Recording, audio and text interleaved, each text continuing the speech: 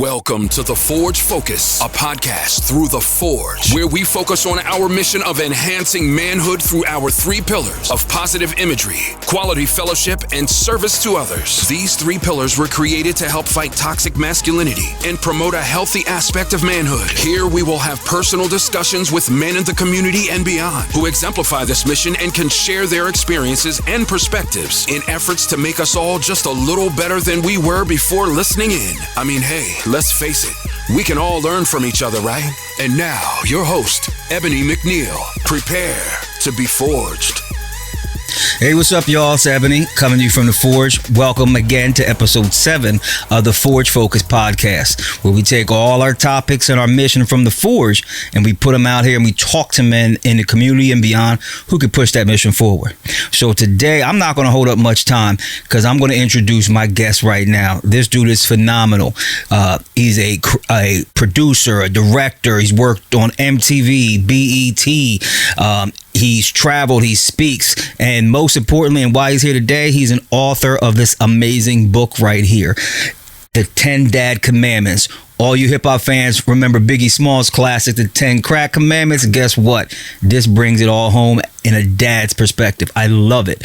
So we're going to go ahead and get right started. Welcome to the show, man. Esteban. Thank you, sir. Thank you for coming on. Listen, thank you for having me. I'm super excited. I love The Forge. I love the mission, and I'm just happy that I could be a part of it. Awesome. Thank you. So I know a lot about you. I've been all over your social media, reading up, and then when we were connected by our good friend Edna DePini at Rise, thank you, Edna. Yes. When we were connected, it hit off right away. So do me a favor, though. Let the listeners and viewers know who don't know who you are.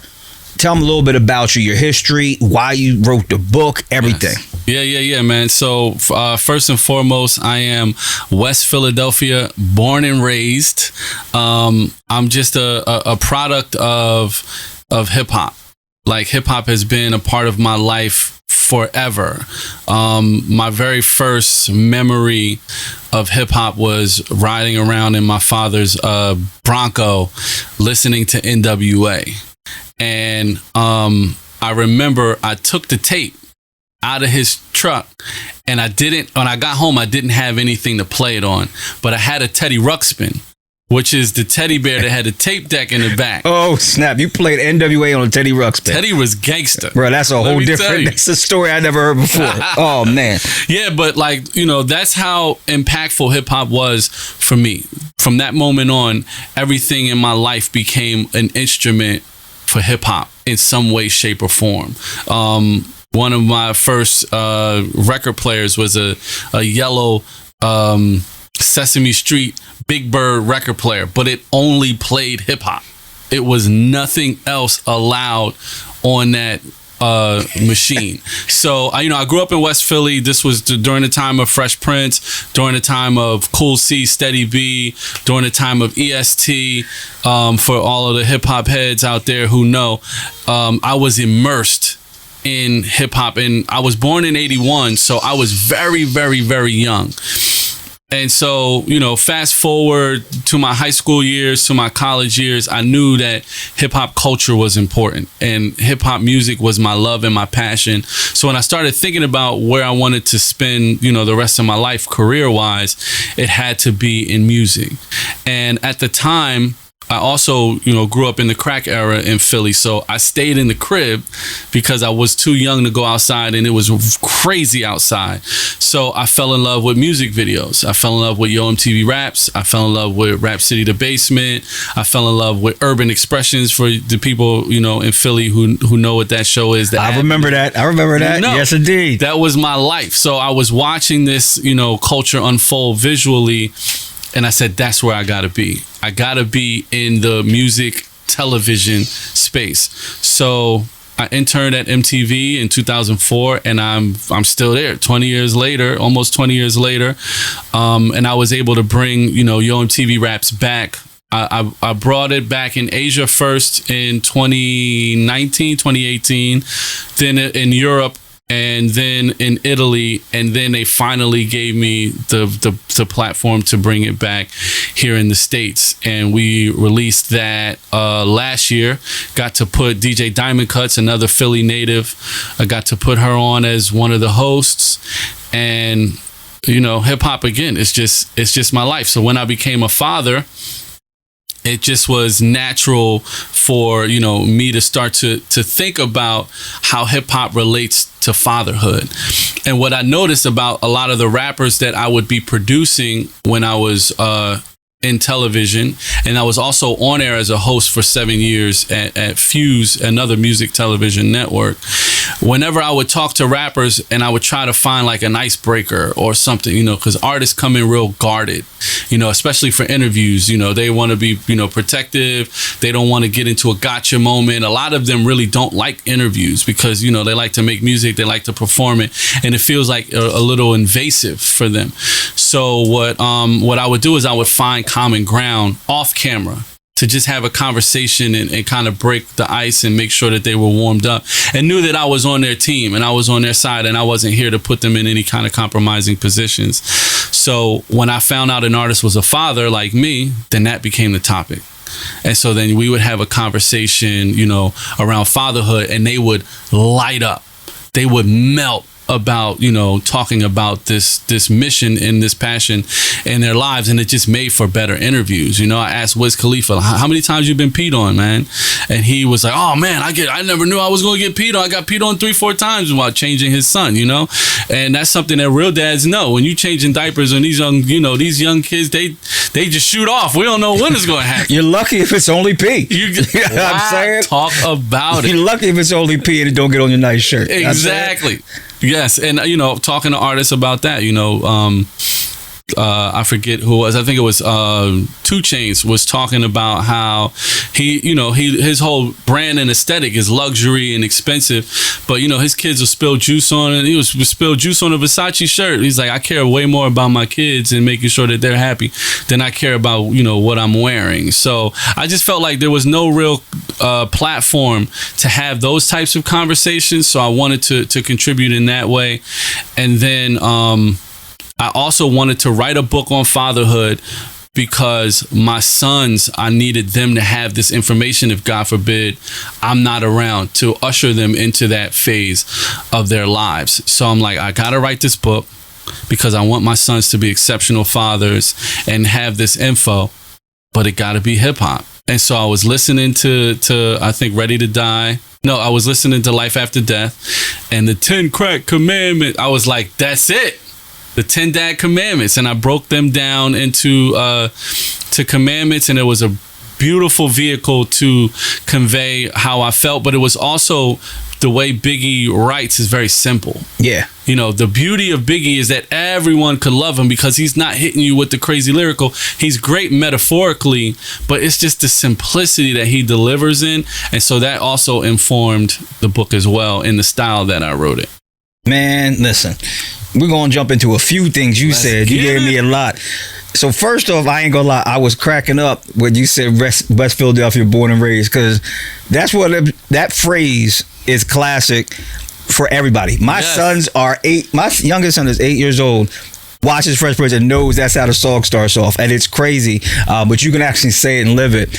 And what I loved about that, when you talked about West Philly, only true hip hop heads even know how much hip hop was in Philly. You know what I'm saying? Like, obviously back then, especially New York was the biggest. Mm-hmm. But you know what I mean? You name some. We got the ESTs. I'm the greatest man alive. You got the Steady B's. You got all that good stuff. Listen, gangster rap was created in West Philly. Yes, indeed. Yes, indeed. Yes, it's Schoolie D. Yes, indeed. Ice-T to this day, and I love him for it. He will say, I called West Philly, the number on the back of the record, and I asked permission from Schoolie D if I could follow in his footsteps and write gangster rap.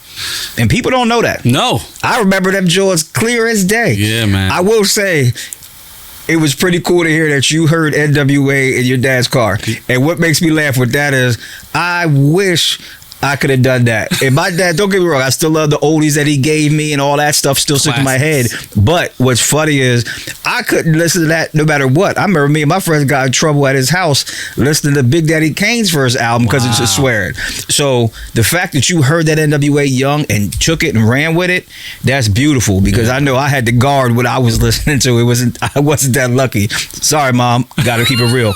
But some other things you had brought up, like when you said you got an internship at MTV and grew and stayed in there, a lot of people today, especially youth, don't even see that as a path. They don't realize that you can love something and find another way to impact. You don't have to love hip hop and become the rapper. Yes. You can love hip hop and get on the show, get an internship, use that path, and if you're really serious, just find a way in the door. Right. And I try to teach that to my kids. My sons love sports. My 13-year-old is like an encyclopedia for sports. Literally, we'll be like, yeah, we're talking about sports. He can name a stat from, there's only 4 people that ever did it. This one. I'm like, what are you talking about? You're 13. Wow. How you know this?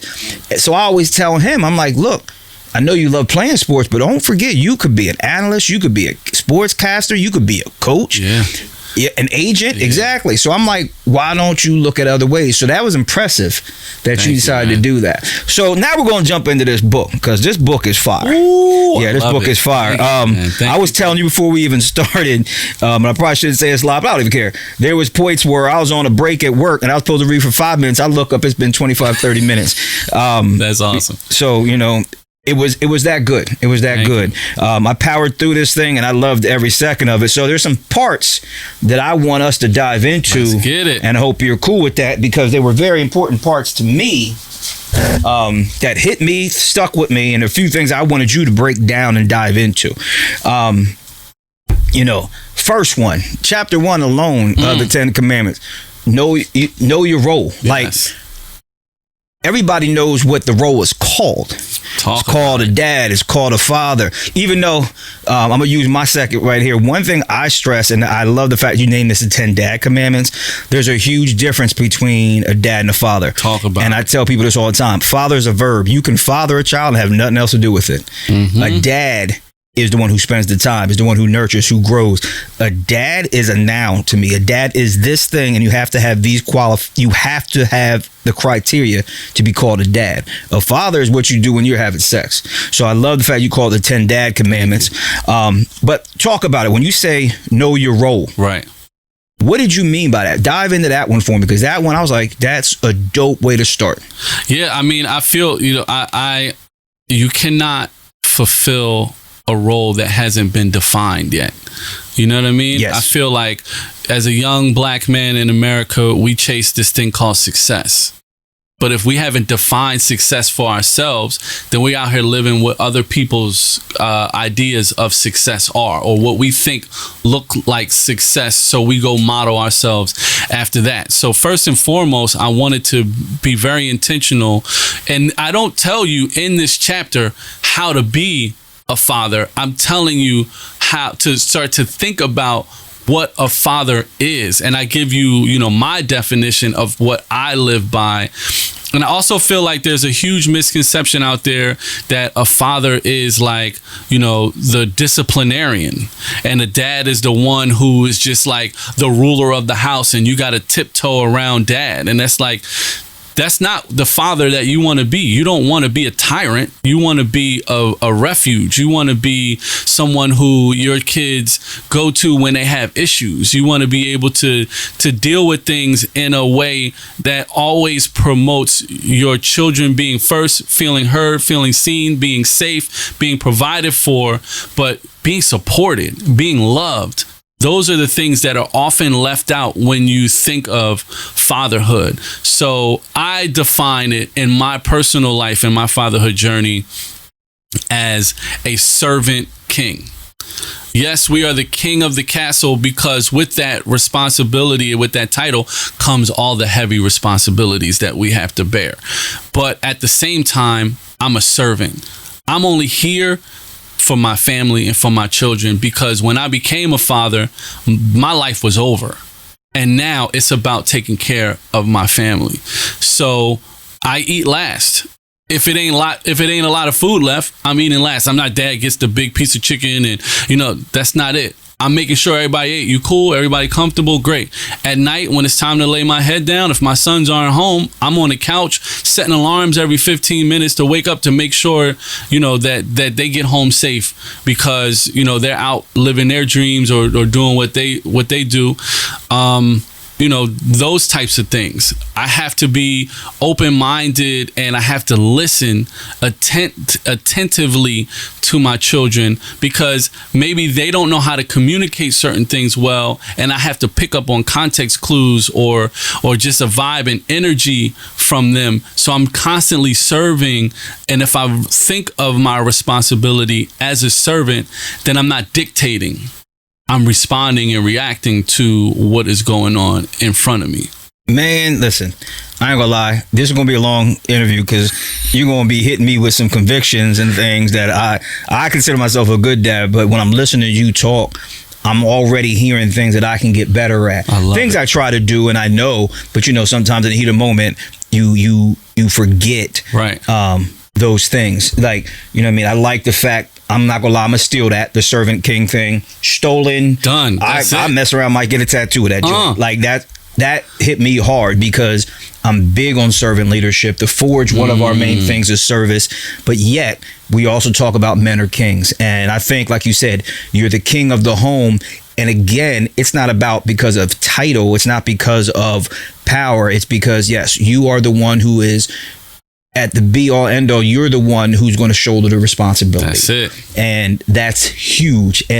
But doing that with a mind of service, I don't think many men are actually thinking about it that way. Right. And I like when you said, when you had kids, your life was over. Facts. Right. I ain't gonna lie. And, there's a lot of times where, I got a good job here. I'm trying to do well. My wife has a great job.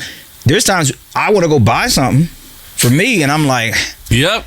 And sometimes it takes my wife to remind me because she does she does all the books and things like that for the house. But there's times where I'm literally like, man, I want these joints is fire. But we got 3 boys starting football in 2 weeks, so we got to go get cleats, gloves, etc. So I got to say, you know what, I'm good. Then when I do it, it may make me at one point, but then I go, you know what? Everything I do is so they're happy. Everything I do is so they're taken care of. So sometimes I gotta swallow that. Yeah. I ain't gonna lie, I'm not great with the whole not big piece of meat thing. But I think now it has changed for me more because 2 of my sons are bigger than me now. Ooh. So I almost am willing to give them the bigger piece because they actually need it. Nutrients. You see what I mean? Like when they were young, I was like, look, I'm gonna get the big piece for me. Right. Because everybody else could handle the mediums and the smalls. Now I'm like, shoot, my son is 6'1", almost 200 pounds. I'm like, look, you go ahead, like make sure he has a piece, make sure my 15-year-old who's taller than me works out, make sure he get a good piece. Yeah, man. I'll still get a bigger piece, but I also realize now that I am not the kingpin in the home physically like I was. Now, don't get wrong. They get jacked up if they need absolutely. it. But I also realize they're getting big. You know what I mean? They need to be able to eat too. So I do tend to eat last. I will sit that. One thing my wife will tell you, I'll make sure everybody's done before I get my food, unless they're like not around. Now, if my son's out playing ball, I'm going to eat. Yeah. But in general, my wife, my kids, they definitely need to go first. And it's about, as men, it's about killing your ego, man. Yes. It's not about you and feeling macho. If your kids are in the crib and they bigger than you, then they need the nutrients and nourishments of more food than you do. Yes. It's okay. Congratulations. You got some big, strong, beautiful sons. There's nothing wrong with making sure that they are fed. If it feeds your ego for them to be hungry, but you got a full belly, that ain't a father. That ain't a dad. That ain't a man, to be honest. Facts. And it's funny because we'll argue, me and my boys will argue. And because that's how we were in the beginning, get off dad's food. We still joke about it. And if it's like literally the last bite, I'm like, bro, I'm taking that for lunch, let it alone. But in general, you do. Is, the phrase leaders eat last. That's just, I've adopted that. That's why I try to go by too. And I'm not perfect at it, but I definitely try to implement that in my everyday life. So I love the fact that you said servant king and that you died, because you have to, as a man, like you said, your ego is one thing. You got to be able to kill that ego, because ego makes you think, oh, I deserve this because I'm this. Right. No, you're this now, and what you should be doing is making sure they get the best life possible. So number one was impactful. We're going to go right into number two, because I got another one. That's one of my favorite ones, and we're going to talk about that real quick. All right, so I'm going to try my best not to go through just every single chapter in this book, because every chapter got a gem in it, but I even highlighted some things I definitely want to talk to you about. Chapter 2, watch the company you keep. Man, that is huge, and I try to implement that for me and who my kids are around, but I also try to teach them that value for them. So go ahead and talk to me. I read it, but I want you to talk to the listeners about when you say, watch the company you keep. Give me some details on that. Yeah, so I love that you brought up the fact that, it's a twofold thing. And when you are intentional about the company that is surrounding your sons or your daughters, then they will also mimic that and understand that this is not the caliber or level of person who needs to have access to me. I did it because I don't want and I only have sons, I don't want my sons to be around certain people and think that this is acceptable behavior or acceptable thoughts or acceptable, to a way to conduct themselves. So I made sure that the men that surrounded them were men who I would consider, if I wasn't around, would they step in and help to raise my sons and bring them, to that next level, if God forbid I wasn't around. And I don't feel like people are intentional enough and careful enough about that. Your kids are going to accept any and everyone that they meet almost at the level that they respect you. And not everybody deserves that level of respect. And what it also did for me as my sons got older, they would see the level and caliber of men that were around them, and it was easy for them to recognize the ones that weren't. And I didn't even have to say, look at this clown. They would say, but why are you acting like that? Because that's not how I act. That's not how any of the men that they've been surrounded by act.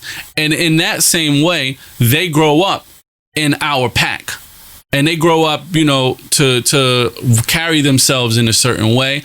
And I also love it because the homies that I have around my sons are not afraid to check my sons if they are acting, a certain type of way. And most importantly, they're not afraid to check me if I'm wrong in my approach to something as a father. And again, it ain't about my ego. I'm good. I'm here. I'm happy. I'm enjoying my life. I have, things that I can look back on and say, I've done a great job on my own. But if my homies are like, yo, man, you should go apologize to him. That was a little over the line. I gotta consider their outside perspective looking in on my fatherhood and say, you know what, you're right. Let me go, walk over and apologize. And that's a chapter that, I have later on, is being a human.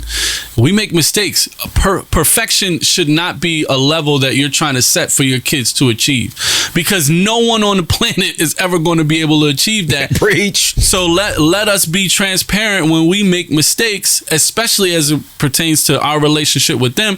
That only fosters a stronger relationship when you can come to your children and say, look, this was me. I'm sorry. I was upset when this happened, or I handled this the wrong way.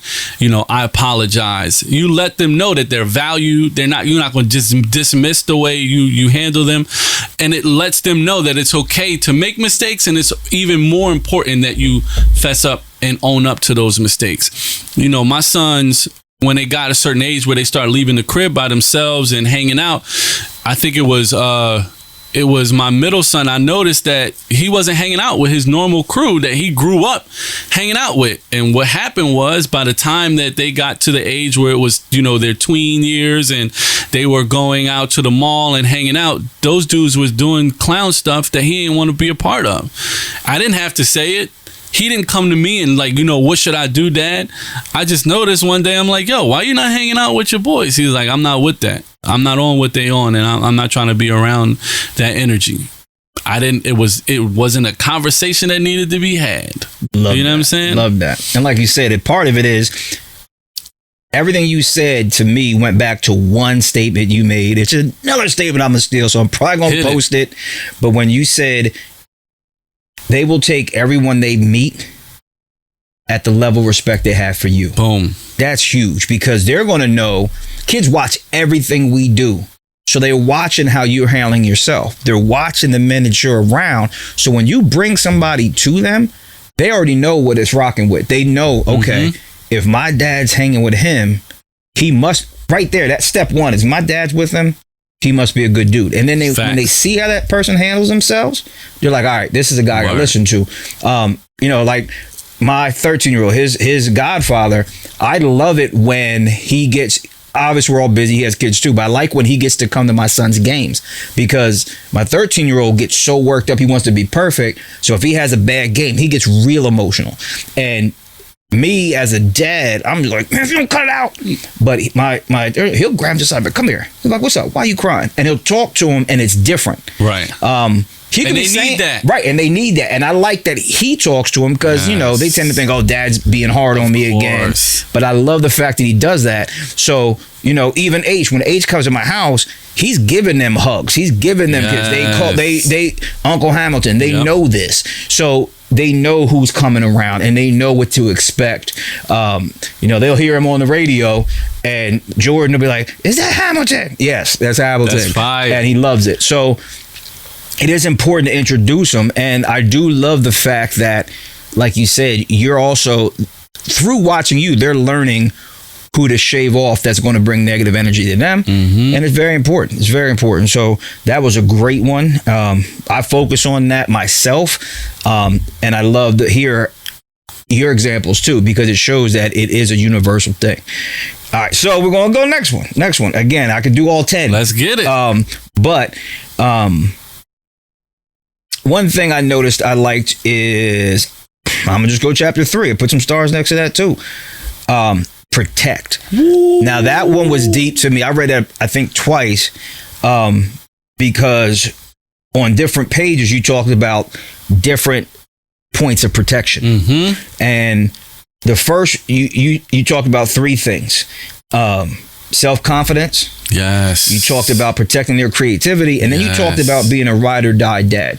So go ahead and give me, you don't have to go into every single thing, but give me some bullet points about each one of them, because those were all really good ones. Yeah, I mean, what I've noticed that a lot of kids suffer from, that thank God my sons don't have to, is their self-confidence.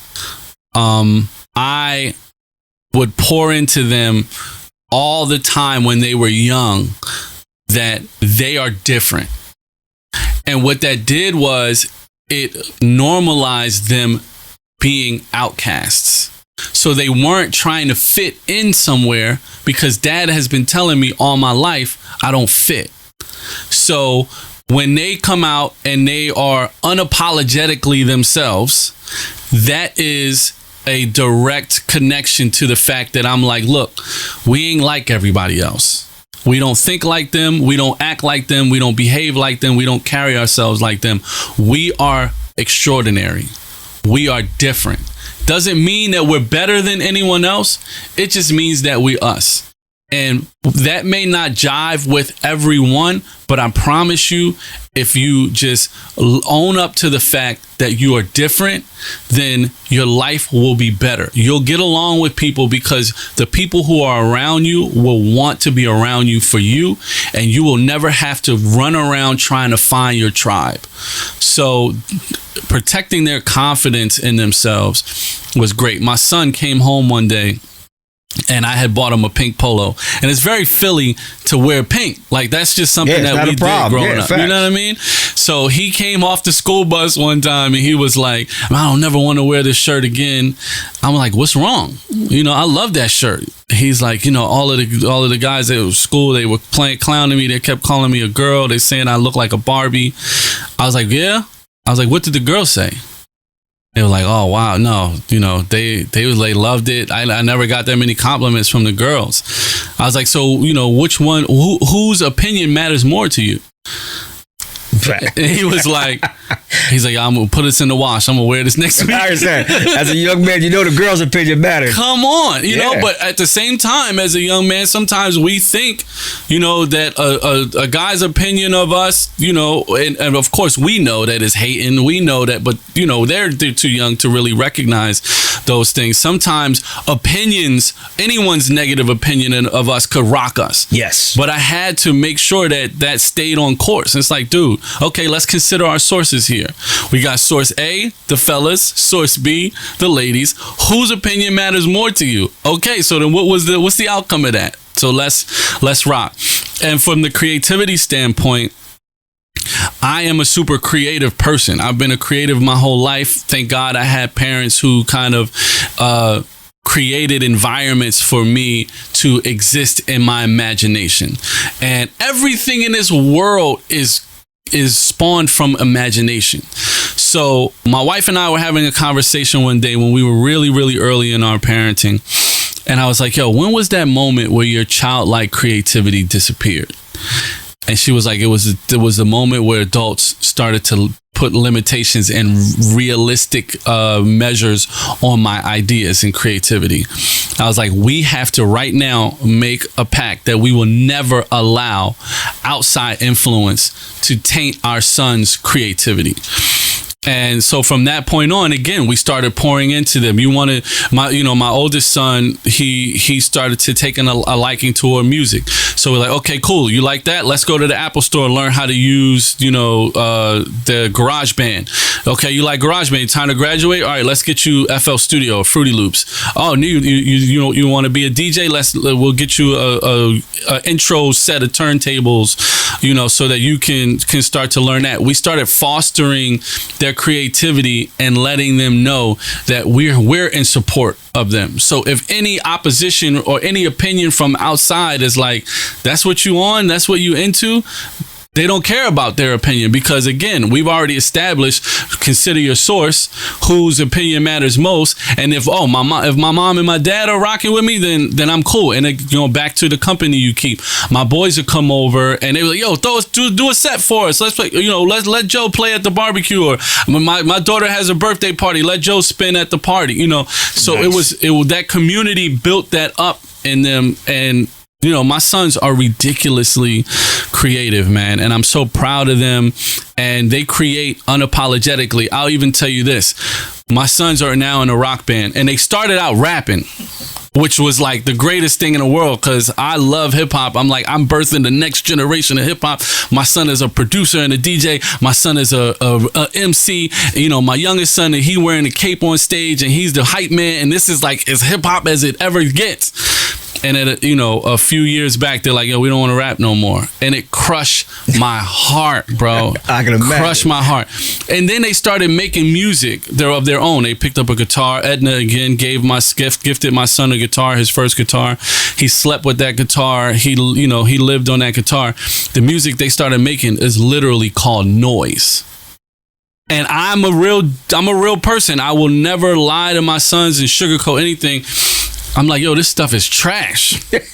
This music is lit. It's called noise. Like, it can't be good. Yeah. They didn't even care about how I felt about the music they made. And now they've matured and their music has evolved to a level where I really, I love it. They found themselves sonically, but I build their self-confidence up and their creativity. I protected it so much that I can't even tell them if something is whack. You know what I'm saying? I was waiting for you to pause and say that. I was like, yo, you did such a good job with the first part, with that self-confidence. I hate to say it, Dad, I don't even care what you say. That's it. If I think it's dope, it's dope. That's it, man. And a lot of kids don't do that. They either want to impress their friends, or impressing your dad is a huge thing. Yeah. You know what I mean? Especially for boys. Oh, yeah. They want that validation from their dad. So it's a testament to how strong you made them at a young age, that even you, obviously they'd love you to like it, but if you don't, they're going to still rock it out. That was dope. Thank you. So go in the last part, the ride or die dad, quick. Yes, ride or die dad, man. Like, you know, I shout out to my father for this one. My dad would always tell me, like, yo, man, whatever you want to do, you want to go rob a bank, well, I'm gonna ride with you. You know what, you wanna steal a car, I'm there in the passenger seat. And I would just laugh at him, like, yo, what are you talking about? These are most ridiculous things. Why would I include you in this? But what he was doing was he was really showing me that he was down to do whatever it took to make sure that I was supported and I was safe. And when it came to times where I was in some hot water or in a situation that, you know, I needed him, I knew I could call him, because he had planted in my mind the most ridiculous stuff that he was down to do with me. And when I actually needed it, you know, it turned out. And I got to exercise that with my oldest son, because it takes a long time of, you know, constantly reiterating these things. And my oldest son, when he was a freshman in high school, he tried to sneak out of the crib and take a drug test for his friend. And so, you know, my wife caught him because she's an early riser, and she's like, fool, where are you going? What are you doing? You don't ever wake up. You need 3 alarms. Now all of a sudden it's 6 o'clock in the morning. You fully dressed running out of the house. And so she woke me up. And, you know, I come out into the living room, and, you know, he tells me, you know, his friend has been, you know, battling drugs, and his parents test him sometimes, and, you know, he has slipped, and now he needed clean pee. So I'm like, all right, well, how are you going to transport it? And he's like, I was just going to pee in a cup. I was like, well, it has to be the body temperature. Pee has to be, you know, the same temperature as body, or it'll trigger a failed test. And he looked at me like I was some forensic science. He's like, first of all, how do you know this? Yeah. But second of all, why are you telling me this? Like, I'm about to go do something, you know, for my friend. For me, it was like, I love that you're the clean one and you got the clean pee. Yeah, so let's celebrate that moment. But I also love that you were willing to help your friend. You know what I mean? I'm like, I'm here to help you. I told you, whatever you want to get into, I'm here for you. You know, the first time he smoked weed, he thought it was a great idea to smoke a whole blunt to himself with his friends. First time? First time. Man, he needed you real bad after that. Toasted. And I was texting him because I had to pick him up that night, and he wasn't responding, but I knew where he was. So, you know, after a while, I was like, look, dude, I'm just coming to get you. And I came and I parked the car outside. His girlfriend at the time bought him out. He was high as a giraffe's ass, and he just sat in the back seat. I drove him home. He got home. He went to sleep. The next morning, he woke up, and we had a conversation about it. And the conversation was, "Are you okay? What was it? Are you safe? Do you want to go to the hospital, or is anything, you know, you feel is wrong?" "No, I just had too much. I'm fine." Cool. That was it. He didn't get punished. I didn't take anything away from him. I didn't berate him. Where he's going to make mistakes. More importantly, I needed him to understand that I was there to support him, no matter how big a mistake he did, or no matter what dire moment he was in. Then he went away for prom. And he got drunk for the first time, and he called. And that time was like, okay, now I get it. My parents are gonna ride for me. He called, and you know, my wife was like, "Oh boy, just eat some bread, eat something that'll just soak it up, sleep it off, go outside, get some fresh air, and you'll be fine in the morning. You'll be hungover, but you'll be fine in the morning." And he was fine. And from that moment on, we have that relationship where he trusts me. He knows that I have his back. More importantly, he knows I'm not going to rip him apart for making a mistake. I just want to make sure that he's safe. So when I'm hearing that, I love it. First off, I love it. I'm not the best at it. There's pretty much, I tell people all the time, it's part of how you're raised, what you think is the right way to do it. So Absolutely. I've been fighting how I was raised, but I also realize that times are different, access to the things are different, so kids are exposed more readily, and I'm trying to be better at that. Don't get me wrong, I still spaz, but there's times where I'm like, look. We all do, yeah, man. and I still like try to wind it down. So what we're going to do next is I'm going to just ask you to clarify that, because when I'm hearing that, I know there's a fine line between a ride or die dad and entitling the kid. Enabler, entitle the kid, everything. So we're going to talk about that next. Cool. All right, so like I was saying, when we talk about the ride or die dad, yes. that part hit me hard because I was like, it made me go, okay, I know there's times where I am the ride or die dad. Mm-hmm. And then I also know there's times where I'm not. And I want to get better at it. You know, there was times I can literally tell you a story. I'm not going into details, but, you know, there was my son, nice looking dude. He got into some over a girl. Mm-hmm. He started messing with this one girl, her ex. You know what I mean? Young thug, guns, all this stupid stuff. And it made me feel great because he was nervous. He was at one place and they said, oh, he's looking for you now. So out of everybody else he could have called, he called me and said, Dad, I need you to come get me. Mm-hmm. You know, and then I even told my wife, LJ called me, I need to go get him. And she was like, what are you talking about, etc. I was like, I got it. Just hold on, I'll bring it back. I need to go get him right away. So I went and I got him, brought him home. And even then, it wasn't as much because he didn't do anything wrong. Right. But I was like, bro, like, and I was just happy that he talked to me about it. You know, even now, he's the oldest. Sometimes him and I get into it. That's what happens as the boys mature. Absolutely. But I've always been lucky enough, sometimes I can talk him down. Okay. And he knows that I at least want to hear what you got to say. Sometimes I don't. Sometimes depending on what the buildup is, and this is my fault. This is me taking the blame for it. There's sometimes what the buildup is hits me before I even hear it from him. Right. So by the time he's trying to tell me, I don't even want to hear that. Yes. You know what I mean? Yes. So I try to be better that way. Yes. But that ride or die dad, I'm going to read that one again because that was really good. And like I said, explain to me what you think the difference is between a ride or die dad and being an enabler. Yeah, I mean, and I feel like that is judged on what type of danger is your child putting themselves in, and what repercussions down the line could this type of action have on them as a human or on their lives down the line. I'm always of the mind where I want my sons to understand their consequences. And I have this conversation with them when they became teenagers. As soon as they were 13 years old, I'm like, you're not a child anymore. You're a young man now. And the decisions that you've made prior to this, the consequences of them are not as dire as they are right now. You can make some decisions right now that will impact the rest of your life. When you were a child, you couldn't. I made all those decisions for you. But right now, you're leaving the house on your own. You have friends. You're in high school. The classes that you take can determine your future. The classes that you don't take can limit the possibilities. You know what I mean? Like, these decisions that are yours to make, you have to understand. Kids don't always think long term. No. They're very instant gratification. You know, that part of their brain that has, you know, reasoning and logic isn't all the way developed until you're in your early 20s.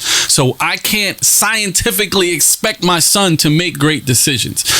But as long as they're not harming themselves or harming others or harming, you know, their future, then that's kind of how I weigh what's going on. If my son is, you know, behaving in a way that's harmful to others, I got to squash that. We have to have a conversation about that, and I gotta let you know, and my sons know the gravity of the situation by my tone. Okay. I'm not the dude who spazzes out about the toilet seat being up, so that when I spaz out, I got everybody's attention. I'm the same way. I'm the same way. So, you know, and they also know that I'm not quick to anger. So if I'm upset, then there's a real reason for me, you know, to be upset. The other day, I had a meeting that I had to attend on Zoom, and my son had woke up crabby, hungry, and he was just like, well, I don't understand this. You guys don't ever take, you know, support me. But he just went off. And I ripped him a new one. And after I had my meeting, I came back out in the living room and I apologized. I'm like, listen, I was up against a deadline. I had to be in this meeting at this time. You came out spazzing, losing your mind. At the moment, he was just honestly tired, crabby, delirious, hungry, all of the things that, normal, people experience. Yep. But it just was the wrong damn moment for me with what I had to deal with in that moment. But when my cooler head prevailed, I came out. I gave him a hug. I apologized, to him. He was able to articulate himself better. And, obviously my wife and I support him.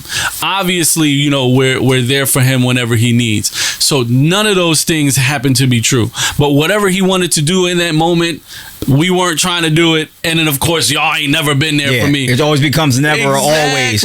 Never or always. When that one thing's wrong, now it's you never do this or you always do this. Exactly. And it could be the first time it's ever happened. I love that. And, so I have to make sure that I am purposeful and intentional with being a ride or die, because I'm not trying to be a co-defendant. I'm not trying to be me and my son up in jail together because I done created this monster and I've been along for the ride and now here we are. I'm still the dad. I'm still the guide here. But you got to give them enough leeway to make their own mistakes. And that's another thing that a lot of dads don't do, man. And I say it in the book, there's a different types of parenting. Some people are the snowplow parent, and they get out in front of their kid and make sure that there's no obstacles in their way. And then the first time they experience failure, they're in college. Or they're out of college and they're men now. And now they got to figure out, they've never had to do deductive reasoning. They never had to do problem solving. They never had to make decisions. Yep. Or they may think, okay, well, every time I messed up in the past, they got my back so we could fix this. Facts. And guess what? When you a grown man, ain't nothing your parents, your brothers, your friends, nothing could do. You got to handle that. That's it. Okay. Sure. So, I'm going to jump down. Okay. And mainly because, like I said, I could go through everything in this book. But another one that hit me, and actually, H and I were talking about this. H and our wives, we were talking about this at a cookout. We were eating at my house the other day, and we talked about this one point. Chapter 7. It's discipline. But my favorite part of that whole thing was when you talked about the power of the word why.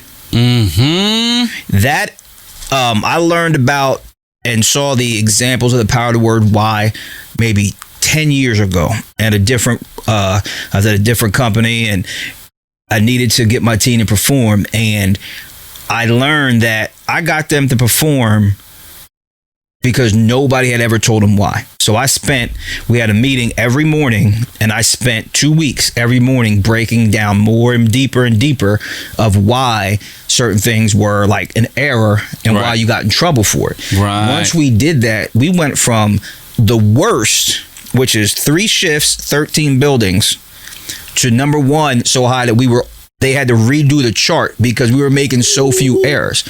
And that hit me. I said, it's because they didn't even know why it was an error and why it was important. Yep. And I know we had sat at the table at the cookout and we talked about why. And we had talked about how, especially when you're dealing with a child, it's easy to, because I said so. Yep. Now, every so often, that is why. Yep. There is a fraction of that's why. Absolutely. Because I said so. You need to be home at 8. Why? Because I said so. Now, even with the I said so, there's usually another why that's deeper. I could be saying, I say so, but it's because I know that the timing, if you home by 8, that means you're sleep by 9, because if you don't get a certain amount of sleep, you're horrible in the morning. Facts. That's the why. Right. But sometimes it's just because I said so. Right. But I've also learned, even with the things that, in my eyes, especially how I was raised, old school black family, because I said so was 90% of the answers, I start still telling my kids the why. And the funny part is, they actually get it. You know, like I said, I can tell my son, I need you to be home at this time. Oh, blah. Listen, you know good and well you got a game in the morning. You know if you ain't sleep by 10, you got to get up at 6. You know if you ain't sleep by 10, you're going to be horrible in the morning, be grumpy, then I'm going to be mad, and then you're going to have a bad game. Let's get ahead of this thing. So let's work together to get ahead of it. So talk to me about your power of why. Yeah, for me, it was, I want them to be bought in, just like your team. I want you to know why these things are important to me, or why I'm telling you this, so that you can use deductive reasoning and you understand that, okay, no, this is what's best for me. My sons know I'm not Killjoy. I want you to have the greatest life of all time. That's why you're here. That's why I'm your dad. I want you to ball out, have fun, enjoy yourself. If I'm telling you no, or if I'm asking you, if I'm telling you or correcting something, it's for your safety and your benefit. It ain't to make my life easier. That's what I want them to understand. So what I say always is, if you're disciplining or beating or spanking your child and they don't know why, then you're abusing them. Why else? All they know is I'm getting hit for something. If they don't know what is the reason why you're disciplining them, then your discipline is not effective. And they're going to make the same mistake again, because they don't know the mistake they made. They don't know alternatives that they could have done. They don't know how they could have handled something different. They don't know why it was, dangerous or life-threatening that they did it. All they know is that they did something and they got hit for it. And that's not effective communication. Agreed. And it's funny because you never want to equate your child to an animal, but it's the same thing with a puppy. And it's even obviously with a puppy, there's a difference because there's no verbal communication there, but it ties in. So for instance, if your child does something and they get in trouble and you don't explain to them why it was wrong, they're just going to figure out a way to do it without getting caught. Talk about it. So they don't get in trouble. They're not going to say, oh, I see why I shouldn't do that. Let me chill. Same thing with a puppy. Like, it's that communication, because, if I'm gone and my dog goes in the house and it's been a long period of time, they forgot that they went in the house. Now, don't get me wrong. My dog's a smart ass. He'll look at me like, uh-oh, and start dipping away. But in general, there's times where, like, say it's all day and he went to the bathroom, and if I walk in, just throw him in the cage, walk in, smack his butt, whatever, he doesn't get not a clue what happened. Not a clue. So it's about the communication. Obviously, it's different with a puppy and a person, but it's kind of not, because the puppy, if they go to the bathroom and you grab them then, I've always, the way my dad used to handle dogs, and I still do with my dog, if I catch you going to the bathroom where I know it's only been 15, 20 minutes, you still get it. I'll take the dog, put him over, put his nose to it, and then put him in a cage. And then they get it. Then they start to get that repetition. Same thing with your kids. But it's a different form of communication. But still, you can't just say, you're in trouble, etc., blah, blah, blah. No, you want to say you're in trouble, here's why. And here's why you shouldn't do it again. Right. And that's the big difference. So that why, I believe, is huge. Agreed. Absolutely. I'm glad you picked up on that. So do me a favor, just to finish off, tell me, we had started to speak about it even before we hopped on the podcast. When you were writing this, what did it do to you? Because writing this, you got to be able to, you can't write a book about something. I mean, you can, but it'll show to everybody if it's fake. Right. When you're writing something like this, what did it do to you? How did it make you decide, you know what, I can't talk about being a dad if I'm not if I'm not following these 10 commandments. Yeah. I'm glad you bring that up, because in the book, I am very transparent about my successes and, more importantly, my failures as a father. This book was not written from the perspective of, I have mastered this and here is the manual. Congratulations. Good luck. That's not it. This book definitely, it definitely opened my eyes as I researched some of the things about the different types of love. I found that I was my sons are deficient in a few types of love, because I didn't even know that I needed to give them these different things. You know what I'm saying? So I learned about that. It's a mirror for me. It's like, how am I in my everyday fatherhood? I wrote this book. I now have a measure for myself that I have to now perform and live up to. Like you said, we all make mistakes. We mishandle certain things at times. So at times, the moment, is greater, in terms of being heavy, and it's just not the right time for me to hear something, and then, I can go off. But it's how I respond to those things. It's also the relationship that I have with my sons, that they even know that's not him. You know what I mean? Yeah. They have some empathy and some sympathy for, or maybe it's just a bad day for my dad. They'll ask me sometimes, like, yo, you okay? Everything okay?